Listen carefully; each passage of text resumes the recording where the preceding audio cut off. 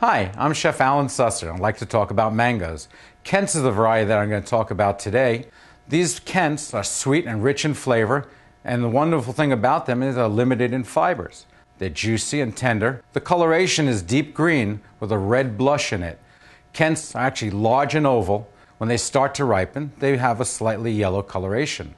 Their peak availability is from January through March, and again June through August. To make our mango bread, we're going to need 2 very ripe mangoes, lush and soft, peeled and pitted. You're going to need a puree 1.5 of these mangoes, and then the other we're going to dice. So let's get started with the mango bread. I've preheated the oven to 350 degrees and also creamed the sugar and butter together. So we're going to start with this part of the recipe and adding in the egg.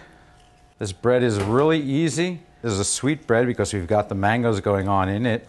So adding in the lime juice as well as some vanilla. And wow, you can start to smell it, but you know what? Adding in the mangoes is the best part here. Adding in that mango puree and blending this through, just simply mixing it in. Don't overmix it. Then what I'm going to do is add in our dry ingredients. So our dry ingredients are the baking soda as well as the baking powder and some cinnamon. Cinnamon is going to bring up the flavor on the mango really well. You're going to see how that flavor works, and in this bread the cinnamon and the mangoes are really going to work terrifically together. Dry ingredients into wet ingredient, and here again going to just simply mix it through. Sometimes I turn the bowl as I'm mixing through, getting the flour mixture off into the moist mixture, which is the mangoes. It takes just a moment or two to do that. Mixing it in, spinning the bowl a little bit, just till it starts to come together, just as we have here, looking good. Going to add in the nuts. Nuts give it a nice toasty flavor and sweetness as well. And then the pieces of mango, having the mango pureed as well as the pieces, give texture to the bread as well as lots of great flavor. So just enough to mix it through. This is looking great.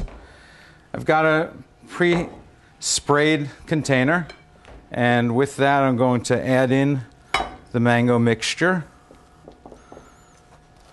Okay, just enough, and kind of take that and flatten it. Okay, just spread it out evenly into the pan. And then just give it a little bit of a tap so we make sure the bottom is covered. And this is going to go into the oven for about 40 minutes.